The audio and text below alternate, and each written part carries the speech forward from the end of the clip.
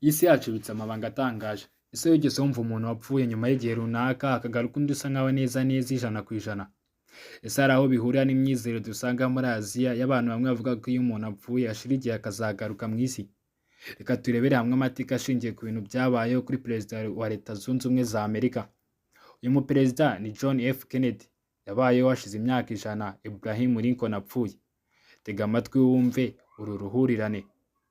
Ubundi bakubwira ko amateka ya Abraham Lincoln yongeye kwisubiramo kuri perezida John F. Kennedy hashize imyaka ijana. Se nawe wemera yuko ubu buzima hari igihe umuntu apfa akagaruka undi akabubamo, cyangwa nitwe tugaruka? Dukurikirane uru ruhurirane, uraza kumbwira muri comment. Icya mbere, Abraham Lincoln yatorewe kuyobora Amerika mwaka w'igihumbi kimwe magana inani mirongo itandatu, naho Kennedy atorwa mu mwaka w'igihumbi kimwe magana cyenda mirongo itandatu hashize imyaka ijana. Umugore wa Abraham Lincoln yapfushije umwana we muri White House, n'umugore wa Kennedy yapfushije umwana we muri White House. Gusa n'abandi baperezida bapfushije abana babo muri iriya ngoro. Lincoln yarashwe ari kuwa gatanu na Kennedy yarashwe ari kuwa gatanu.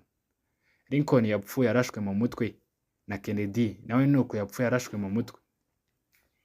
Sekreteri wa Lincoln yitwaga Kennedy, naho sekreteri wa Kennedy yitwaga Lincoln.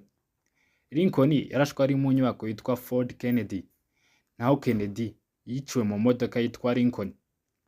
Amazina ya bano baperezida bombi Lincoln na Kennedy agizwe n'inyuguti zirindwi.